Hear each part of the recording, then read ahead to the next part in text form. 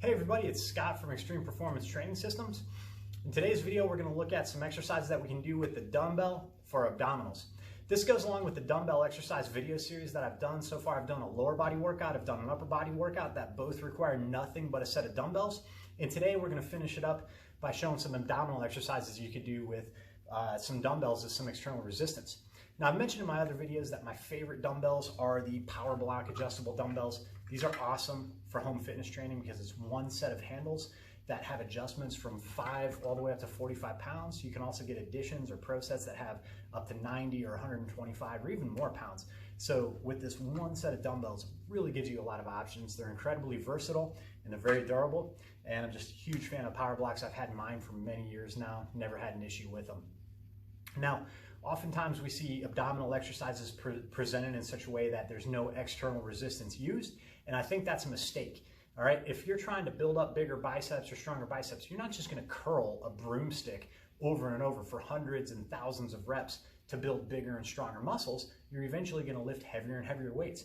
Well, I think that needs to be done with abdominals as well, and using dumbbells is a really easy way to overload the abdominal muscles as you're trying to get stronger. Now, these exercises that I'm going to show today can be done without external resistance. You can do them without holding on to weights, but I'd recommend that if you can do up to about 20 or 25 reps of these exercises, it's time to start adding weights. Now, when you're adding weights, definitely use a load that you can start with maybe around 8 to 10 or 8 to 12 repetitions with.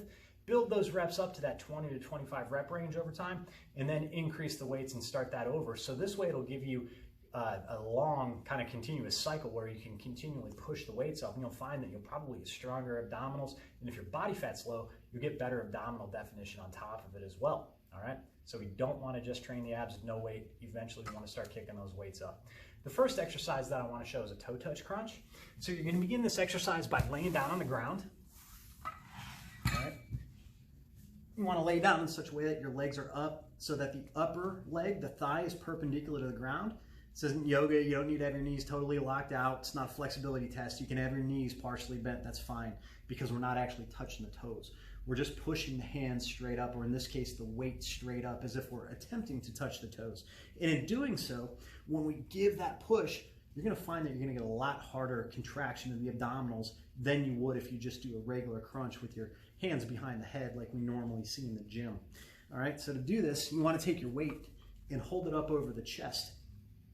Now you want to make sure your head is down and your chin is tucked back so that your neck is in alignment with your spine. The weight's going to be up over the chest, and all we're going to do is we're going to crunch up by raising the chest up toward the ceiling and pushing the weight up toward the feet. Squeezing those abs really hard and then releasing all the way down to the shoulders and the head touch the ground. Make sure you get a nice squeeze at the top of the movement.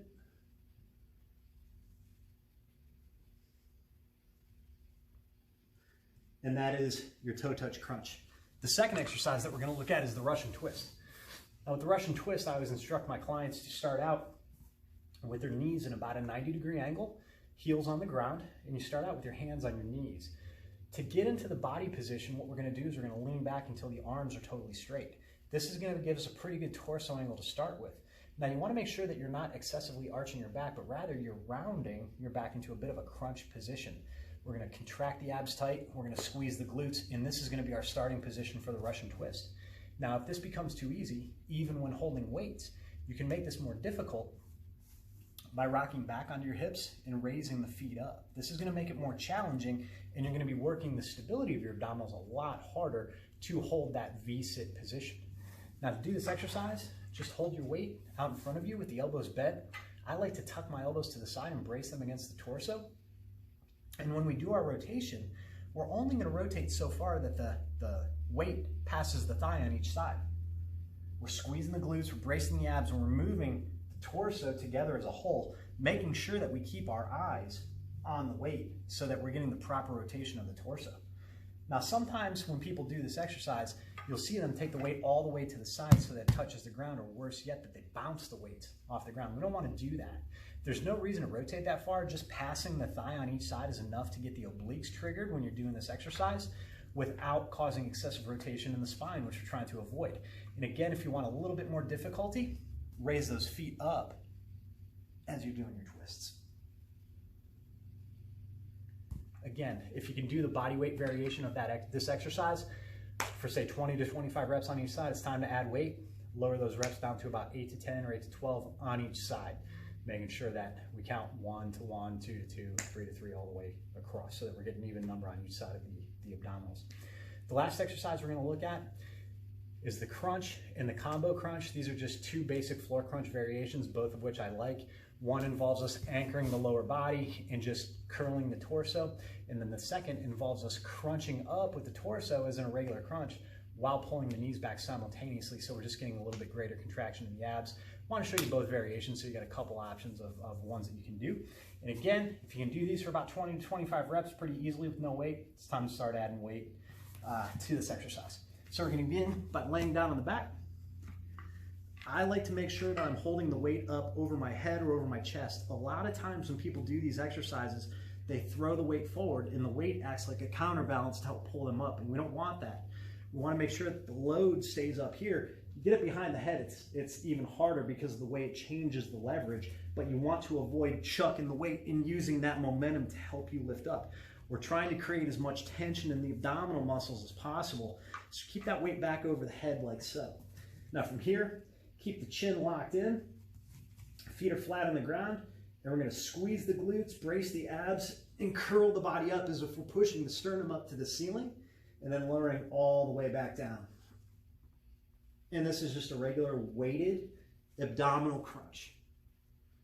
All right, the second variation is the combo crunch. We're going to perform the crunch that we just did while simultaneously pulling the knees back to kind of meet here in the middle, and then we're going to extend back down so that we're contracting from both the top and the bottom portion of the rectus abdominis, or the six-pack abdominals here for people who are lean.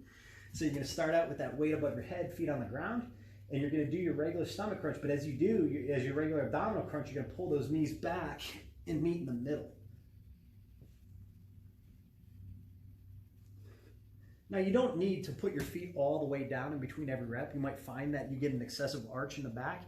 I'd recommend not doing that if that's the case. So only lower your legs down enough that you feel a little bit of stretch toward the bottom portion of the abdominals before you raise back up.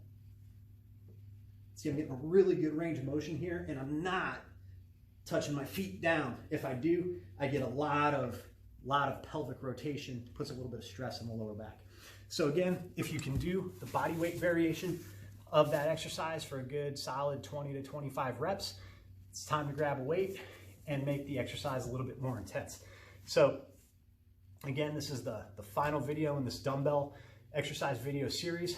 We've got the lower body dumbbell workout we did, we got the upper body dumbbell workout, and now I just showed you 4 exercises that you can do for your abs to tie those workouts together. Now, like I said in the other videos, I recommend at least doing the lower body workout once a week, the upper body workout once a week, and the abdominal workout at least once a week. But you can push all these up to 3 times a week if you want a little bit more training frequency, or you really want to focus on building some muscle and getting the most out of your workouts.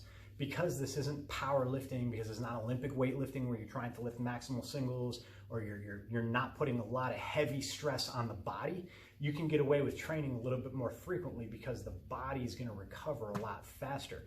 Now, always allow your personal recovery to determine how frequently you train. If you get pretty tired after you exercise, or you're pretty sore the next day, you might need to take a little bit longer before you come back to those muscles.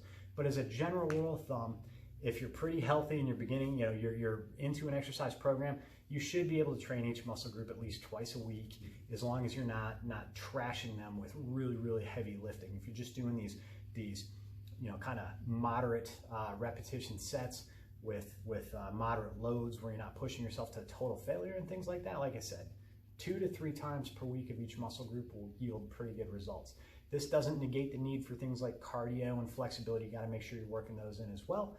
But if you just want a good, simple workout to do from a minimalistic standpoint, where you've only got a set of dumbbells and maybe a flat bench at home, hopefully this video series will give you a good, solid workout that you can incorporate and really start to see some benefits from your fitness training program. So I hope you like this video series.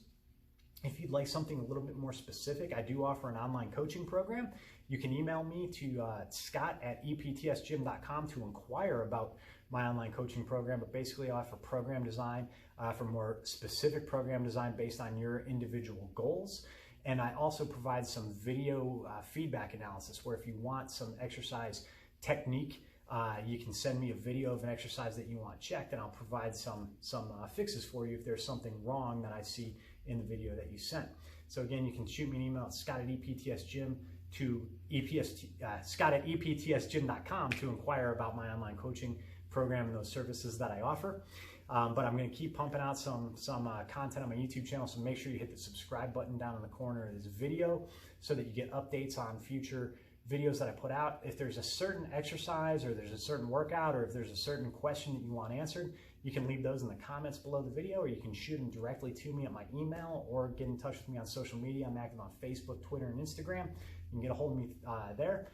Ask me those questions. If there's anything you want to see in an upcoming video, let me know, and I'll be more than happy to make a video around it to answer those questions for you. And until next time, stay strong and stay healthy.